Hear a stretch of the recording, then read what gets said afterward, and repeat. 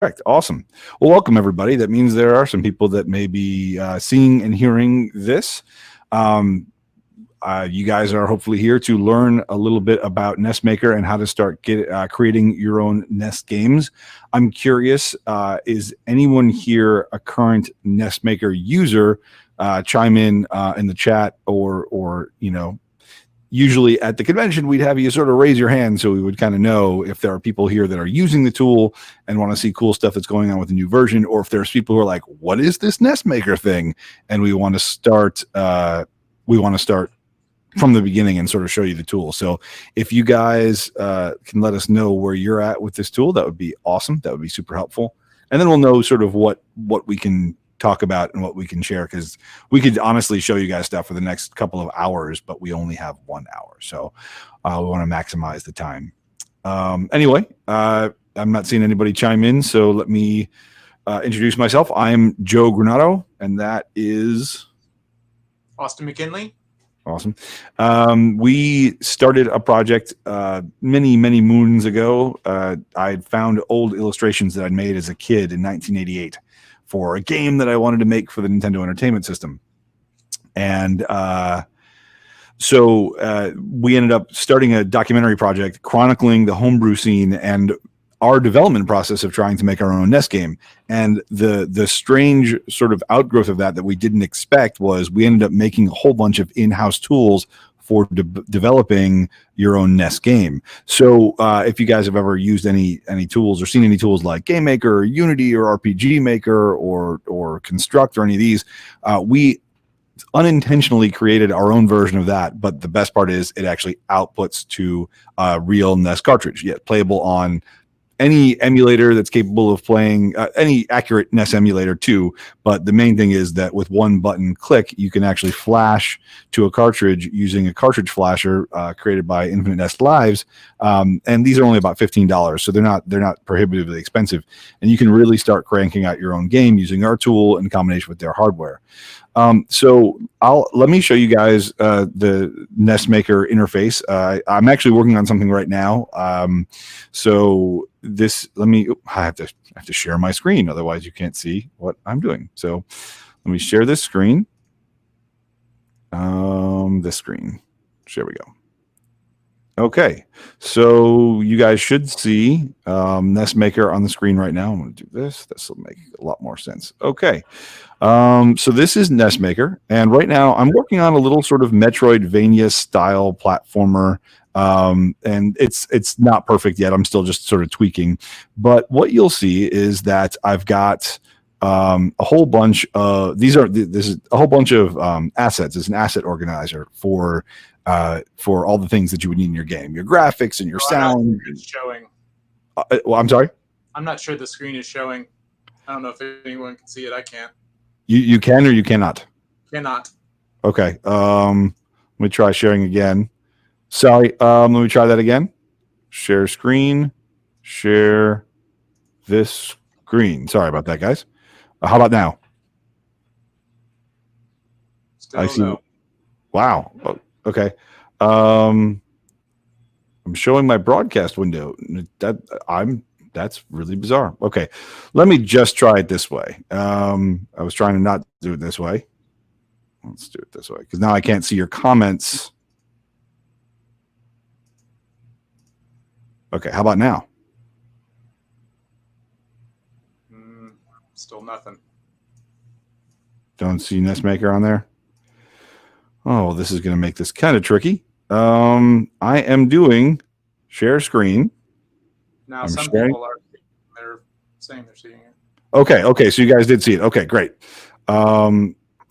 So right now you should see NESmaker. Austin, I can't see the chat at the same time, so you're gonna have to confirm with me that people are saying that yes, they can see NESmaker right now, and then I'll start going through it. And if people do have questions, feel free, Austin, to let me know what those questions were, and I can try and field them, or you can field them while I'm going. Okay, there still sounds like okay. Seems like it's all right now. Okay, everybody can sort of see. So this is NESmaker. I'm sorry for that delay. What you have over here is you have all the things that sort of make up your game, your objects and your sprites and your graphics and your sounds and your text editor and all these kind of things. The tools and the assets that make up your game are over here, just like in any modern development tool. So for instance, if I wanted to edit graphics, I could go into my pixel editor and I could pick a color palette and I can actually start editing graphics. You know, I could load up different graphic sets. So like I can load up the set for my player, which is this little character right here. And I could go to my monster palettes, or my object palettes really. And there he is right there. So I can create graphics in this tool, and it's got your basic painting functions and stuff. I could also import from a bitmap file or whatever. And what it does is this program converts this into a CHR file, which is sort of the binary data file that the NES needs in order to render the graphics. The other thing I could do is I could then go into objects and I could start constructing an object. So you can see I built this character right here, and he's got a bunch of animations. And I could look at those animations, for instance, like walking left, and I just set this animation, and this is a little animation preview. And really, all I did was I went and I picked a bunch of frames that I wanted to represent that animation. So, for instance, if I went to climb, right now it's just kind of a back and forth, and if I wanted it to be a different color, I would just choose the different color, and now I've got my character and he's climbing. If I wanted to use him facing forward instead of backwards for some reason, there you go. I could put that. Doesn't make a whole lot of sense, so I'm going to put him back, but you can see how easy it is for me to create those graphics. And now I've got this little, I'm sorry, that should be this one. Oops, this one. There we go. And second frame. There we go. So now we've got a graphic, and I've got all these details about the object. I can set up my animations. I could give him a speed and an acceleration speed. So if I wanted like ice physics or things like that, I can give him hit points if it's that kind of game. I can determine what happens when he hits a solid object, what happens when he hits a edge of the screen. And then I can set up an AI for, so if it's a monster I'm setting up rather than a player, I can set up 8 steps of actions that he can do, up to 8, and they're aligned to an animation type, they're aligned to a behavior type. What happens when the timer runs out or the animation runs out? What does he do? Does it just loop that one action, or does it change actions? And I can give him a bounding box. You can see this bounding box doesn't go quite all the way to his head, and I usually use that. It feels better for me usually if it doesn't go all the way to the player's head, especially in a top-down game, but even in platformers. So I'm going to close that out. So now I've set up that player, and now I can create I created graphics of the screen. I can go to my screens, and you can see I set up this screen. I just started adding some of these graphics, and I started adding collision data to this screen. And I need to go in my screen info because I didn't set up my palettes correctly. This should be using that. So now his shirt is red, and you can see it reflects over here. Great. I want to start changing up the screen. First of all, I'm going to reset the placements for my monsters, and I'm going to place my character starting position here. Now, this particular module is a scrolling platformer. So this is, and I'll talk about modules in a second.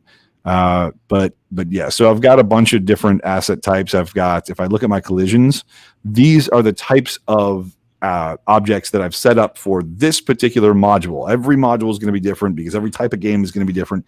Even if you were just making like a platformer game, right? A Mega Man platformer and a Castlevania platformer and a Super Mario platformer might have completely different needs. They're all platformers, but they might have completely different needs as far as the type of tile collision they have. And so you can manually set these. And what we do is we create these things called modules, which are collections of that kind of information. And that's a good starting point. Most people that are really going to get into this are going to dig deeper. But to get started, it's really easy to get started. You guys are kind of seeing me get started with this project right now. So what I've got on the screen right now is I've got a couple different tile types. I've got a solid tile. I've got a ladder tile. I've got a hurt tile. I've got another solid tile. I've got a trampoline. And I've got this one-way platform that I can jump through. And also this is a scroller. If I look at my screen info, it's a left edge for scrolling, so I won't be able to move to the left here, but I will be able to move to the right, and it'll scroll right. And when I get to here, this is the last screen. There's nothing off to my left anymore. So that's another thing that's happening. Just for kicks. Last thing, let me show you the Hudson Boxes. This is where I can set up my HUD. What's the playable area of my screen? Where's the HUD on my screen? Where are text boxes? This particular module doesn't use a HUD from this. It uses a sprite-based HUD, which is easier for scrolling games to handle. And for those people who really get into this, there's advanced users. You'll understand that when we get there. But I'm going to just press play, and what this is going to.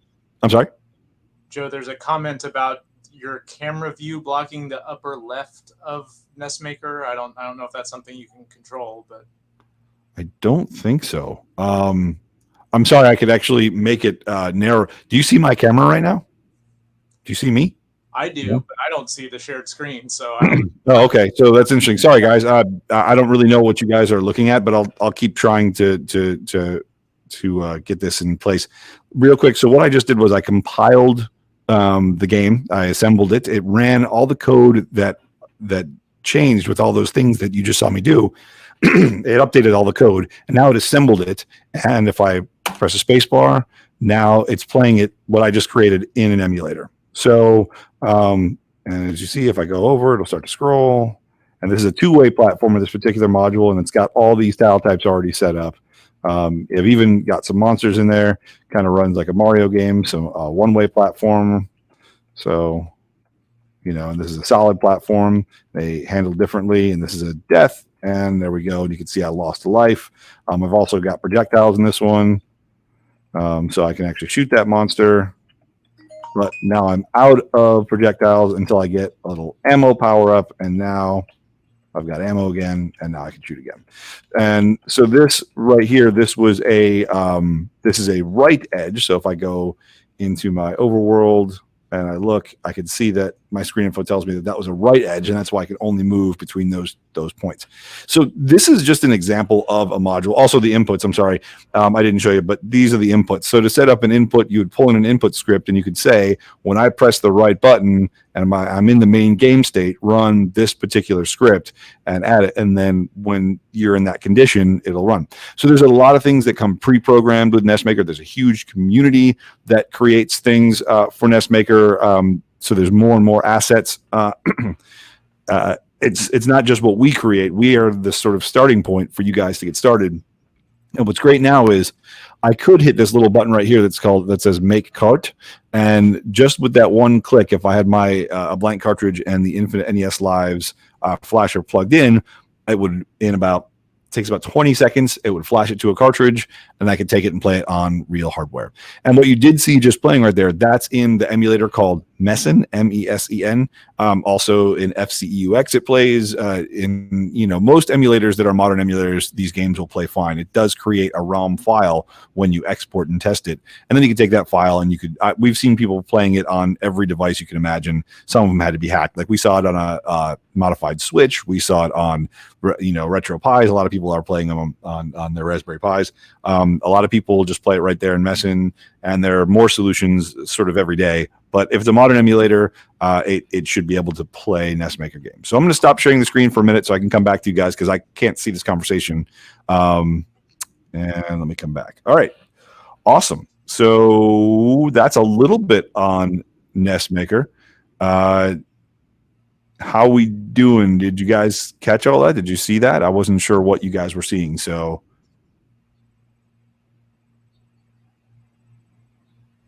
we can present all day long. So I just want to know. I just want some feedback from you guys so I know what we want to see. Yes, cool. So you guys saw all that. Awesome. You guys rock. Just to give you an idea of some of the games that people have been creating with NESmaker over the past year. Austin, I think you've got last year's. We have an annual competition, ironically, which starts today. We have a annual competition. Last year's competition, we had about 60 games that were submitted. They were amazing. They were really cool. They were all different types. They're very diverse. I think Austin has the sort of reel for that. It's a couple minutes long, and it'll show you all the games that people have been creating last year. And there's a lot more that have been created to this point. All right. Sharing the screen. Oh, it does look like you can share a file. I wonder if that would work better. Well, we'll try this. Well, now the stop sharing button is hiding the play button. There we go.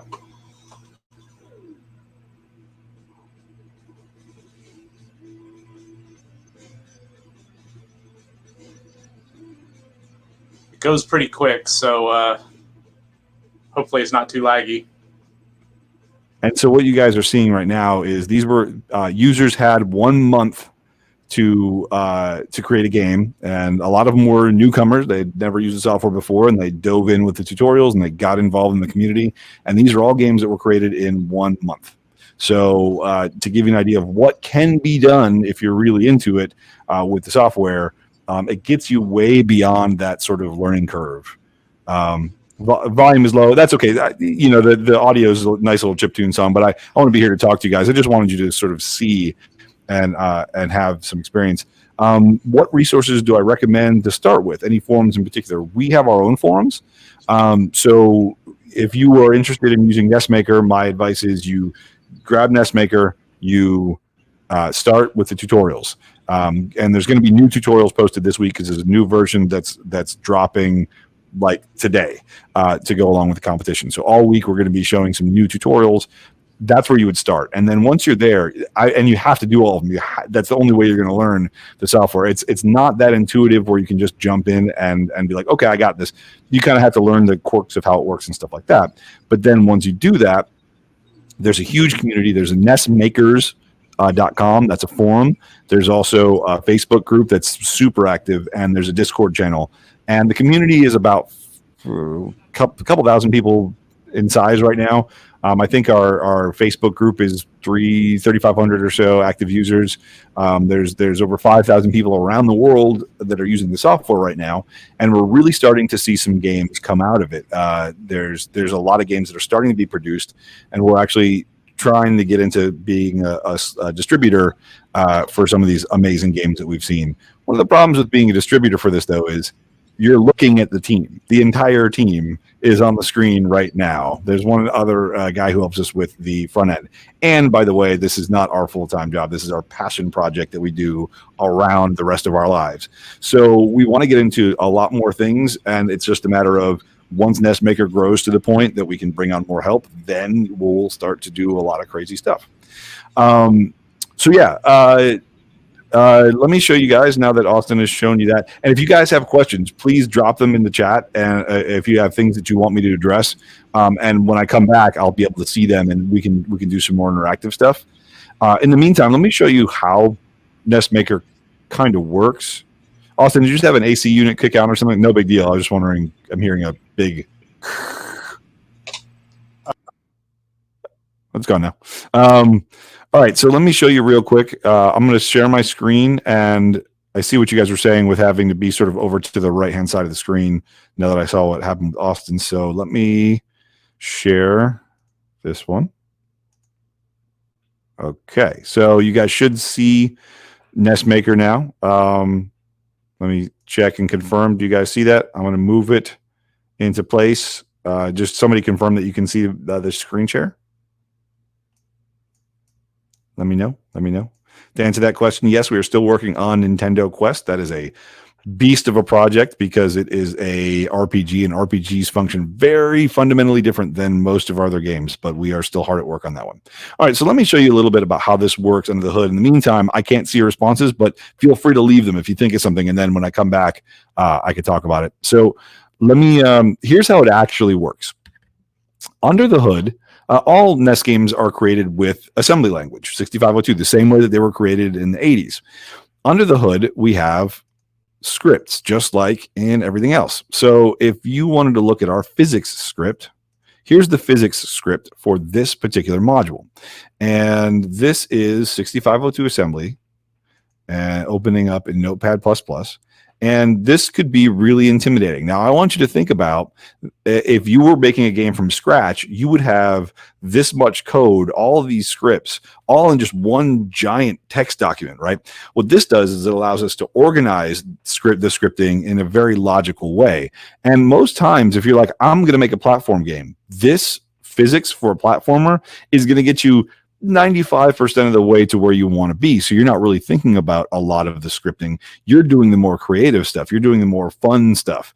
But for those of you who want to get into the scripting, or like for instance, this engine right here has a special condition where an AI can be in aimed physics mode, where it's ignoring inertia-based physics and it's aiming at something else. So like if you wanted a fireball to shoot at the player, this whole section has to do with aimed physics. Now, let's say you don't like the way my aimed physics worked and you need something particular in yours. You can just edit this part of the script. You could just figure out how to edit this right here, this little section that has to do with the aimed physics. And maybe, you have a better way, or somebody on the forums has a better way to handle that, but you're not doing the entire physics routine all over again. Or you love this, it's a perfect physics script, but you don't want to have, you're making a game that doesn't have gravity. So you can take out all of the gravity scripts, which is from there down, and from there to done with gravity, or just jump past it, and you can just get rid of that. And you could also iterate. So I can go to File, Save As, and I could say Platform Base, Joe's Dumb Test. Okay. So now I'm not changing the platform based scripts. What I could do instead is I can open up my scripts and say, you know what? I don't want to use the physics script that comes with this. I want to use Joe's Dumb Base. So I'm going to go to platformer base, subroutines, and now I can see that Joe's Dumb Test is one of my options. I double click on it, and now when it gets to the point of the script where it runs physics, it's going to run that new script. So now I can get in there, I can make all the changes I want, and you know what? If I screw it up, which I probably will, oh man, I really messed that up. No big deal, because I've still got the original, and now it'll work the way that it originally did. So that's what's really going on under the hood. And you got a place where you can set up user variables. You've got a place where you can set up your RAM stuff. You've got a stuff where you can label things. So for instance, these are the types of tiles that this module has.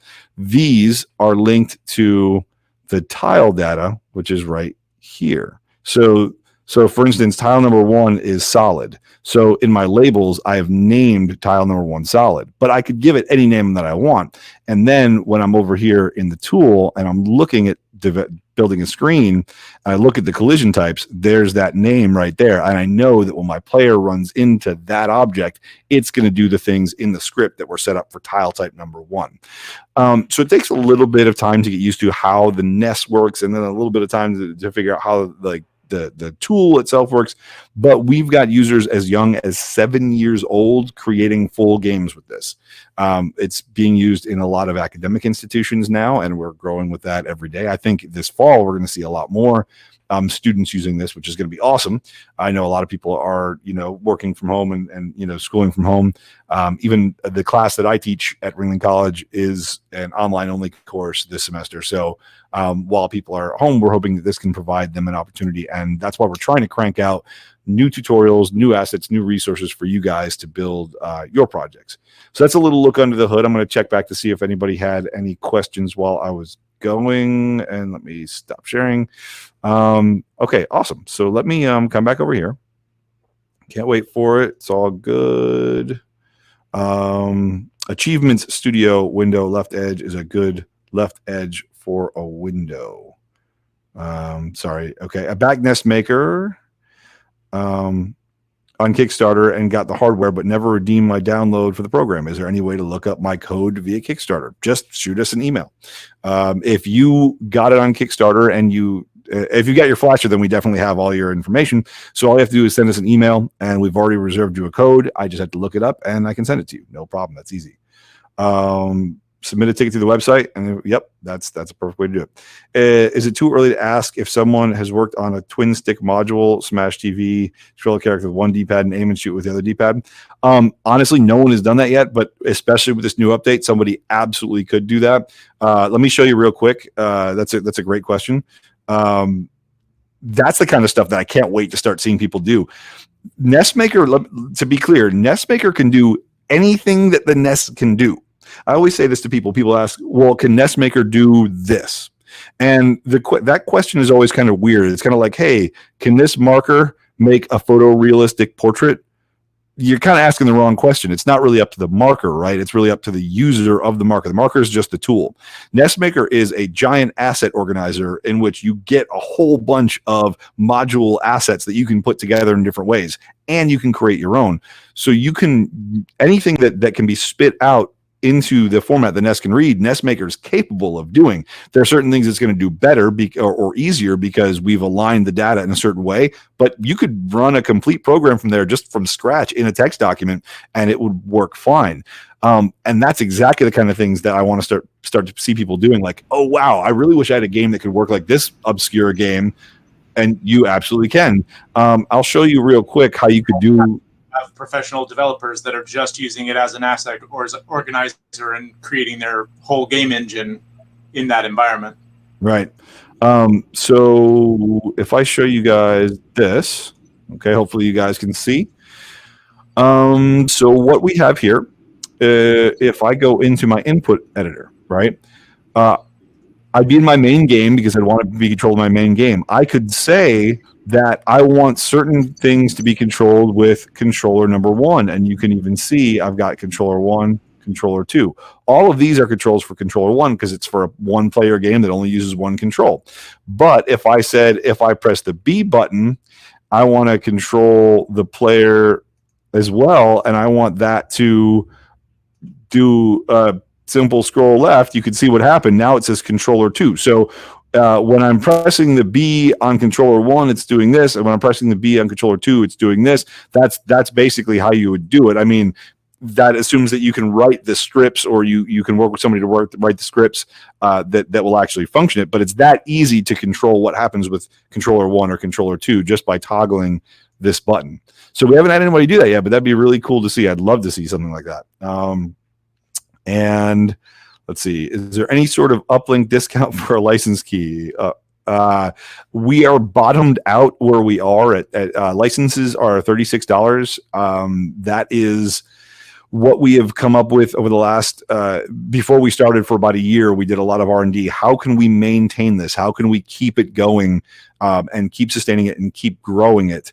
We've been unable to grow it the way that I was hoping that we could and continue to develop the team at that, but we're able to sustain it. And right now that's what we're going with. And we're hoping that we have a big explosion of users in the next year, which will be how we grow it rather than just continuing to up the price of a license. But that is really bottomed out for us. What is good about it though, what is good about that is that it's a full commercial license. So to put in perspective, let's say you make a game over the next 6 months, you make a decent game and you sell one copy. You're good. You're fine. You've made your money back for your license, and it's good forever. There's no as of right now. There's no upgrade fees or anything like that. This is not our day job, so we don't need to make an income out of it, right? We need this to be able to sustain itself. We need to be able to keep the website going. We need to be able to keep our storage for all the cartridges and hardware that we have to send out. We have to keep the lights on so that we can continue to make improvements. Also, to go to conventions to show off your work, to have competitions like the ones that we have, to be able to offer you guys prizes. Those are the kinds of things that the software license fees go into, and just the basic upkeep as well. I'm sorry. The licenses are good for 2 seats as well, so you can do laptop, desktop, or share it amongst a team. Yeah. Some people, especially schools, have set up that paradigm where it ends up being $18 a license. I mean, even if you just screw around with it for a little while, that you'll probably get way more time on it than you would a single video game. And how much do you spend on a single video game these days? So we found that that's been a good sweet spot where people are, it's not prohibitively expensive. For a full commercial license, we've found that to be really fair, especially considering that you could easily recoup that if you ever make a finished game. And again, with the user base and the community and keeping that all up and keeping the website up and maintaining the offices and the storage, that's the only reason we have to do a license at all. So I hope that helps answer the question. And I'm glad you found the ticket. Awesome. If there's any trouble activating it, and there might be, let me know, and through the website, and we can sort that out. And thank you. I also agree that NESmaker is certainly interesting. Awesome. So, have any of you guys dabbled in development before for NES or any other game, for Unity or GameMaker or anything like that? Do we have any developers, or are most people sort of first time? I'm interested in the NES and I want to make my game for it. I've never dabbled in game development, but I want to. This is where the raising of the hands in a room is usually a little bit easier, but I'll kind of give you guys 1 second to respond to that. I feel like I should put up a poll. What about music? Awesome. Okay. I've written a variety in assembly language. Oh, if you've written in assembly, then this is the kind of tool that would be great for you. What you would do is you'd see my mess of unoptimized code and you'd be like, what the heck is he doing? And you would completely gut it and you'd make your own engine and you'd be able to use the front end and it would be awesome for you. So that would be awesome. Let me answer these questions. I'll show you I'll show you the music interface in a second. Dabbler, messed with GameMaker Studio. Okay, written for Atari. Awesome. Pico, awesome. So you guys have a little bit of experience with coding and logic and things like that. I think a grasp on logic is the most important thing for learning how to develop for any system. I'll show you. We've been going on for the person, William. I'll actually share the link with you guys in just a second. Wow, lots of comments. I love it. People have always wanted to make their own games. Let me jump back and show the music. I promised I'd show the music editor. So generally what we do is we encourage people to use FamiTracker and export the text file, and we can import text files that were made with FamiTracker. There's no way to sort of convert, a WAV file or MP3 into NES music. That's not the way it works. And I say that with a giant caveat because I know some people say, well, I saw this one cartridge that used an MP3 file, and what about samples and, all things like that. Yes, those are extreme edge cases and people doing really clever things. And if you're just starting out, you're not there yet. So what we do is we encourage people to learn FamiTracker. Now, this is a brand new version of the software and completely untested. What should happen is I should be able to right click and open Fami Studio. It may not open. This is the first time that's something that I'm actually doing right after we get off this call. So, but you guys don't see my screen, so this doesn't mean anything to you. So let me share my screen. And so if you're in the tool and you go to right click, open Fami Studio, the developer who worked on Fami Studio was kind enough to allow us to integrate Fami Studio directly with our software to sort of bundle and ship it. Same thing with the guys who did Mess and Emulator. They're really cool letting us bundle. So definitely support those guys. I think they have Patreons, let them know that this is awesome and it helps. But here you can start making music. I'm not going to really go through a tracking tutorial right now. That could take the whole hour, but you can create your music here. You can export your music as a text file, and then you could right click and import a FamiTracker text file. Once you do that, then you have access to all your music and your sound effects. And then in your code, maximize the program. Can you full screen your window there? I'm sorry? It's a little small on the screen. You could maybe full screen it if you wanted to. I just wanted to show that it was a thing. Are you talking about NESmaker or Fami Studio? NESmaker. Yeah. Okay. That's large for me. So now I've got access to my music. Let's say I wanted to add a sound effect when I jumped. Okay, I could go to my script for jump, which is right here. I don't know if you guys can see what I'm seeing, but my jump is this one right here, and I can find where I actually do the jump. And what I could do is I could just play sound, and I'd look for my jump, which is right. I don't have a jump sound in this. Well, that's funny. How about I do the flick sound? I have no idea what that sounds like. SFX, SFX, flick. So it's a pretty easy function right there. I'll save it, and I don't know if you guys will hear my screen if I do this. 1 second. But now when I jump, that flick sound effect will be there.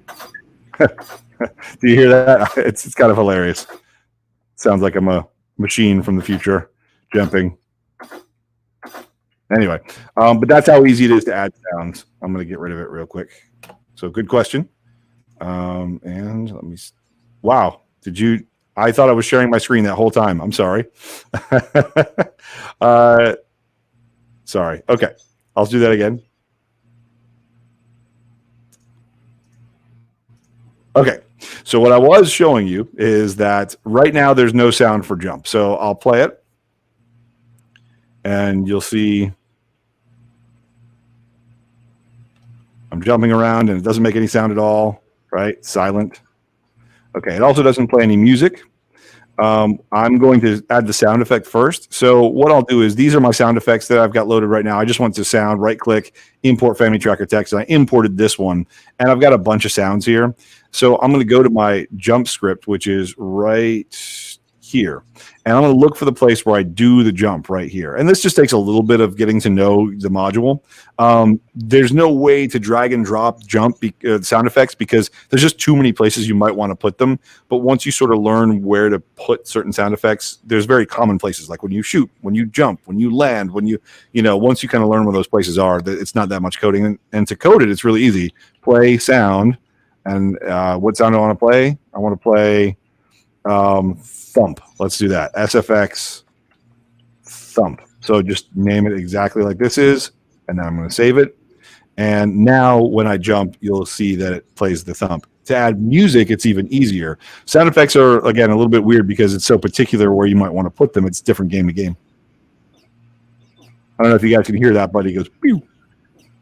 It's very quiet, but it's as loud as I can make it, I think. Yeah, I could hear feedbacking from somebody's screen. So if I want to add music, it's actually pretty easy. I would just go to the room that I want to add music to. So I'm in this room. This is where I'm starting. Go to screen info, and you can see I've got what song do I want during normal day state. So this is my day state. I want it right now. It's at stop music, which means not making anything. So I'm going to load up the pirate music. I have no idea what this sounds like. So I'll hit OK. And now when this screen loads up, we'll hear pirate music start to play. It's compiling my changes, and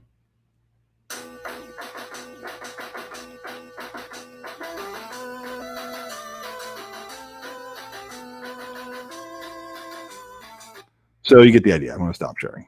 Come back over here. So you can see sort of how easy it is to sort of make these modifications. Somebody asked, is it MIDI based? No, it is not MIDI based. It was before MIDI, kind of. MIDI hadn't really caught on yet when people were making these sort of trackers. So these were all sort of custom trackers. There was no universal thing. And I say that as somebody who has been MIDI sequencing since I was 12 years old. My first keyboard was an NSonic TS12. I've been doing that forever, and I love it. And it would be so cool if it could just use MIDI sequencing, but it's sort of proprietary. And the NES couldn't do even 1% of the things that MIDI can do. It couldn't read that much data because there's so limited data what the NES can actually work with that MIDI would actually be too much for it. There are some attempts at converters that can convert MIDI data into tracker data. But the other problem is that all playback engines are different. For instance, this is something that not a lot of people know about the NES. There is no NES operating system. That's not a thing that exists. NES is like a really dumb AV throughput with some basic logic to manage memory addresses of a position counter. That's it. Your cartridge actually contains the operating system, and every single cartridge is different. So your music playback engine from game to game is completely different. It's not like Windows operating system. Everything that makes sound on a Windows operating system uses Windows operating system's sound playback engine. That's not the case with the NES. Just like anything that runs on Windows operating system uses libraries that come with Windows to display graphics on the screen. That's not the case with the NES. Every cartridge is different. So we have a certain playback engine trying to convert from MIDI to data that can be played through any potential sound playback engine on the NES would be really tricky. But there have been some people that have tried MIDI to FamiTracker plugins, and then they can export from there, but they're kind of, they don't work too great. You can definitely check it out and try it. If you can find that converter that can get from MIDI to FamiTracker, then sure. Yes, there were a ton of mappers. So what a mapper was, for anyone who was here, thank you, Matthew. For anyone who doesn't understand what a mapper is, the NES can only see 32 kilobytes of data at one time. That's it. That's all. That's like such a minute, ridiculous, small fraction. It's absurd. 32 kilobytes is nothing. It's like no data. And how the NES got around that is that it had different banks of data that you could swap in. So you could take chunks of memory and offload it and then load other memory into its spot to do temporary. So for instance, I could put all my level data on a certain memory bank. And so I'm running along now. I load a new screen. It offloads the music playback part of the code, loads in the screen data part of the code, loads the screen, pushes that back, loads the music back in, and then continues on with the game. And so that's how NES memory worked. That's how they pushed beyond the limits of that little tiny 32 kilobytes of data to get more data per game. And almost every game does that. Most of the 700 and some odd games for the NES had some kind of memory management. And there's like 130 different mappers that were used during the NES lifecycle. So there's no one way to do things. And that's always, I think that's one of the main reasons why there never has been sort of a WYSIWYG tool, because of that. Everyone's like, well, I want to make a game like this. Well, I want to make a game like that. Well, it's totally different the way that they're handled. So that was the first thing that we had to decide was, okay, what mapper are we going to use? And we chose a mapper, and all of our games by default work with that mapper. If you get really advanced and want to really push the engines, the edge of what you can do, you could write a custom header. You could start writing your own code that handles bank swapping differently. But once you're at that point, there's a certain point where, man, you should just be making your own tools in your own engine. I don't want to discourage you from using ours, but there's at some point where you lose the benefit of using our tools. But even if you're that kind of person who wants to create your own game using a different mapper and you want to go crazy and you want to get deep and you don't, well, our tool might be good for you still. Even that considered is a great place to do very quick prototyping, quick mock-ups, wireframing stuff. Like, is this fun? Does this work? What happens if I change the speed of things? Let me check out this animation. I know that Project Blue is a game that was successful on Kickstarter. They were not NESmaker users. However, they did use NESmaker to try out animations. So they were still using our tool in their tool chain, even though they didn't necessarily make a NESmaker game. They used our tool in a tool chain to aid them in making their game. So it's kind of cool to see developers starting to do that. Do we have an Instagram? I do have an Instagram. I believe it's is it the New 8-Bit Heroes on Instagram? I have to think about that. My Instagram is the thing I use the least. Yes, it is. I just looked it up. Okay. At the New 8-Bit Heroes on Instagram.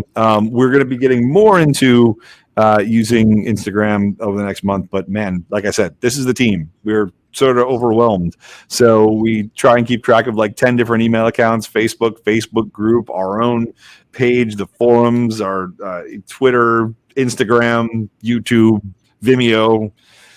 It's a lot. So, time travel cartridge if you wanted to show the chipset. Oh, yeah. It's over there. It's way over there, man.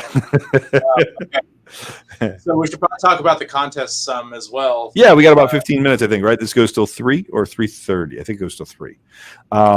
So yeah, guys, if you are interested and into, you're thinking you might want to check this out, know that a new version is about to drop, hopefully by 8, if not, hopefully by midnight, if not tomorrow. New version's about to drop with some new modules, and all this week we're going to be devoting days to learning the tool with learning various modules. So we're going to make like a little Pac-Man style game, and we're going to make like a Donkey Kong like game.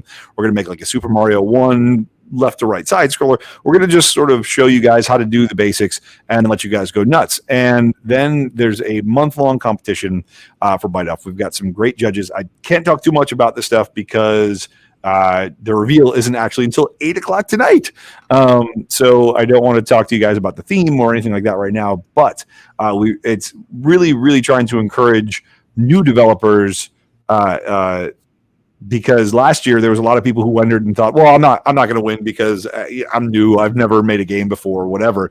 And they ended up, walking away with some cool prizes and a lot of bragging rights that they actually won, whatever. And so it was great to see that people who were like, oh, I guess I will, just, because why not?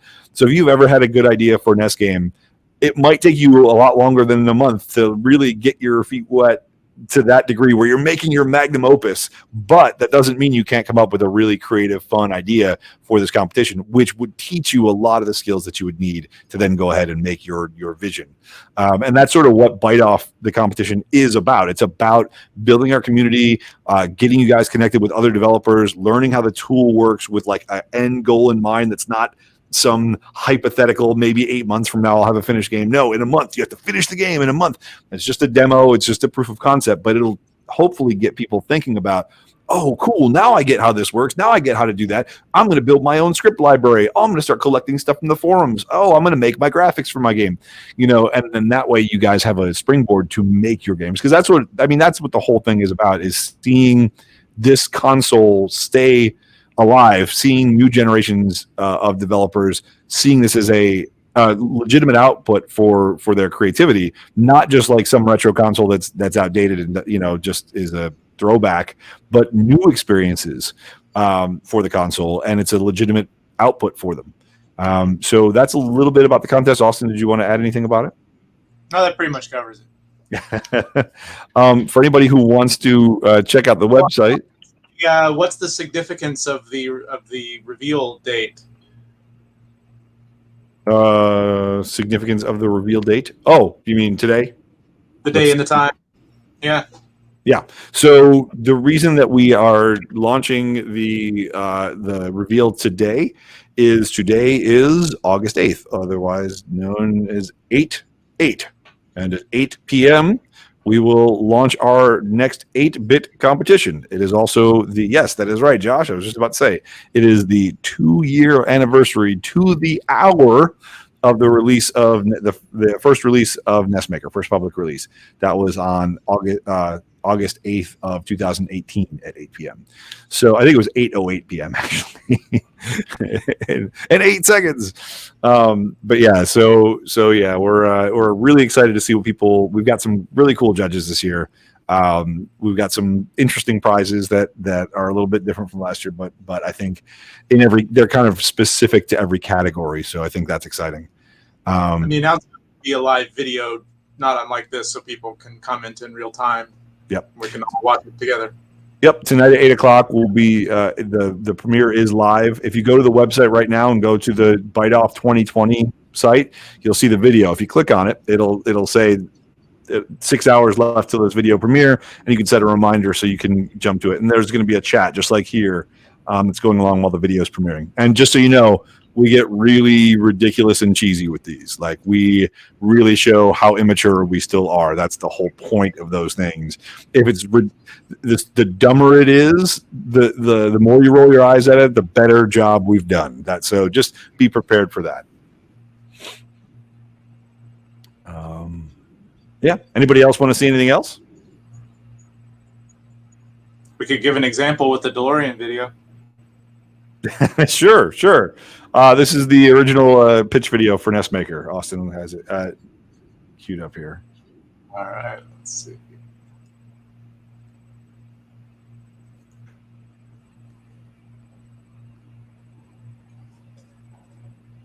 Man, I wish you could make a Nintendo game.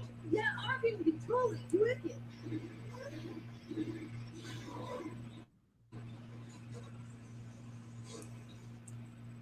Whoa! Yo, Austin! For you! For you! From the future! 30 years in the future! Coming for you! NESmaker, our tool to create brand new, culture-based, hardware-playable NES games. Wouldn't it take a long computer program? No, young Joe, that's the best part! We explain it all on this VHS tape. All right. So, that time machine was a loaner. We had to give that one back. Yeah. So somebody asked, is there a pure animation mode module like in Ninja Gaiden? No, but let me pull something up real quick for let's say not officially, but let me show this real quick. What is it called? me show you this. See if I can find this intro real quick. No. Don't play the ad. Go away, ad. Don't show a political ad on my website when I'm trying to do this. Get out of here. Okay, hold on. Sorry about that, guys. I'm trying to pull up a link on YouTube to show you guys some. Yep. Okay, so if you watch, actually, why don't I share my screen? How can I do this here? Okay, so if I share my screen, share this screen, and jump to tower. Here's what somebody did, not having that module, not having an Ninja Gaiden sort of module, but still was able to modify the code to do this.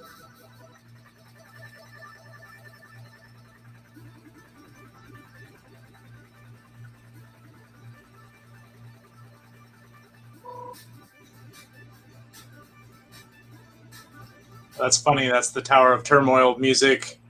I'm used to hearing it with the ones in the real.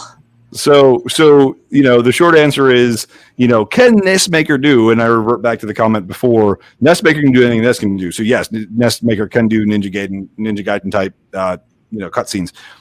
But at that point, you're talking about an advanced usage, so you're going to have to dig in. Now, there are some tutorials on the forums that have worked with previous versions to show, here's how you make an animated cutscene. And there's probably a dozen, maybe more, that have really cool animated cutscenes, way beyond what I ever thought was going to be possible for NESmaker.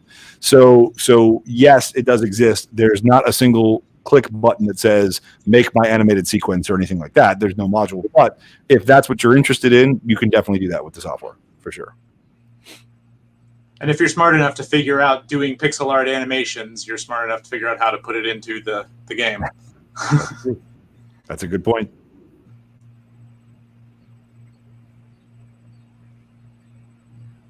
We're kind of running out of time for the last 8 minutes, so I want to give you guys as much Q&A time as we can. And again, happy to show you guys anything that you might want to see or answer any questions that you might want answered about NESmaker or NES development in general, or becoming part of our team. I wish that would be an awesome thing to be able to say. Playing NESmaker games and things like that. If there's any other questions, this is balls in your guys' court right now. I don't want to eat up all your time. So no more questions. I'm that teacher at the front of the room. Anybody have any questions? No? Okay. Sounds good to me. Thank you so much for answering mine, other people's questions. Hey, no problem. That's sort of why we came here. We just wanted to show, we wanted to show off the tool and show what it did and be on hand to answer your questions. I know it's a little bit different than being live in a convention for sure, where we can get that sort of real time back and forth. But this has worked. I'm really glad to have you guys here. I'd love to have you part. Be patient and definitely get involved with the community. Join the Facebook group, join the forums. They are really, really enthusiastic. As long as you are not a jerk, they're enthusiastic to work with you. If you are hungry and want to be part of it, then they want you there. I will also say, it's overwhelming out of the gate. It can be for sure. Just take it. Let me answer these questions in turn. Let me answer these questions in turn. For everybody, one of the things I'm most proud of about NESmaker isn't the software itself, but we have created what I consider to be one of the most sane, cool places on the internet.